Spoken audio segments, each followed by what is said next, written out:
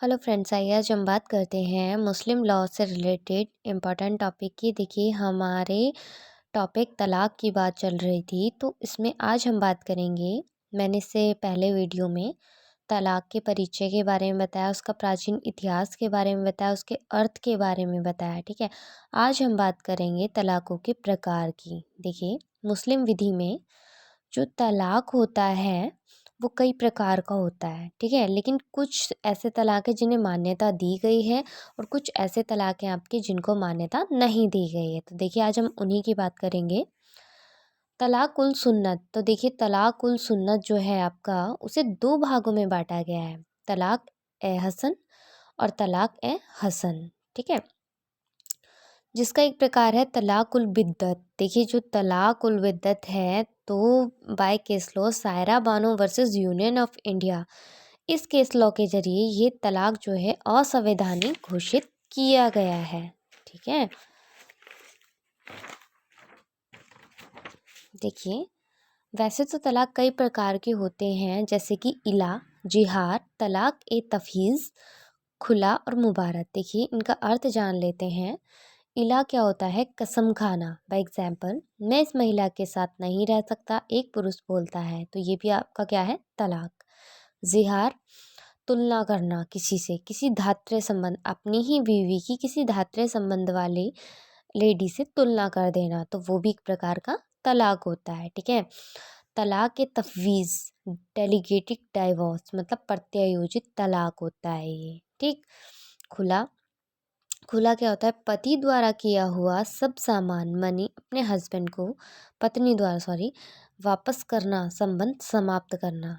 ठीक है, मुबारत होता है म्यूचुअल कंसेंट से। देखिए, जैसे हिंदू लॉ में होता है, हमारे हिंदुओं में उसी म्यूचुअल कंसेंट से, मतलब दोनों की रजामंदी से, उसी तरीके से अ, इस मुस्लिम विधि में भी होता है म्यूचुअल कंसेंट से।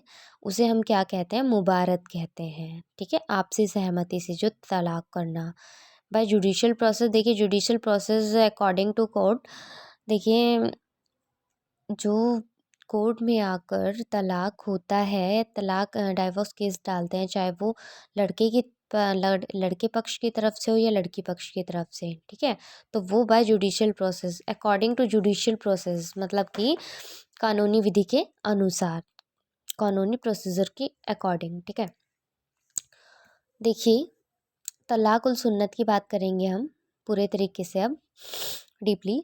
तलाक हसन, इसमें क्या होता है? हस्बैंड तलाक शब्द को एक बार कहेगा, समागम के संबंधों से विरत रहना होगा।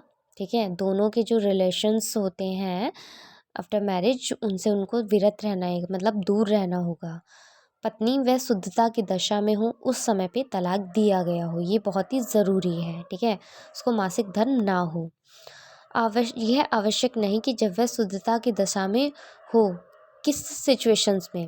वृद्धावस्था में, समागम में, पत्नी गर्भवती है, दोनों लंबे समय से पृथक रह रहे हों, तो तब ज़रूरी नहीं है कि शुद्धता की दशा में हो वो। ठीक है, पति का क्या अधिकार होता है भाई तलाक अहसन में? तलाक अहसन की बात चल रही है। इद्दत की पूर्णता तक तलाक को खंडित कर सकता है वो। ठीक है, भाई कभी कभी ऐसा होता है कि दोनों पार्टीज़ में कॉम्प्रोमाइज़ हो जाता है। ठीक है, तो इद्दत की जो अवधि चल रही होती है उसमें वो तलाक को खंडित कर सकता है, रिवॉक कर सकता है। ठीक है, यदि इद्दत काल में समागम हो जाए, इद्दत काल में क्या, दोनों का पैचअप हो जाए, मीन्स कॉम्प्रोमाइज़ हो जाए, दोनों अच्छे से पहले की भांति रहने लगें, तो वो तलाक का खंडन हो जाएगा। ठीक है, इसी आधार पर इस तलाक को खंडनीय तलाक कहा गया है। यह सर्वश्रेष्ठ रीति का तरीका होता है। अरबी शब्द है, कुरान में मोहम्मद साहब से पूर्णतः समर्थित है। विल्सन ने अति उत्तम कहा है इस तलाक को। हिदाया के अनुसार भी प्रशासनीय कहा गया है। ठीक है,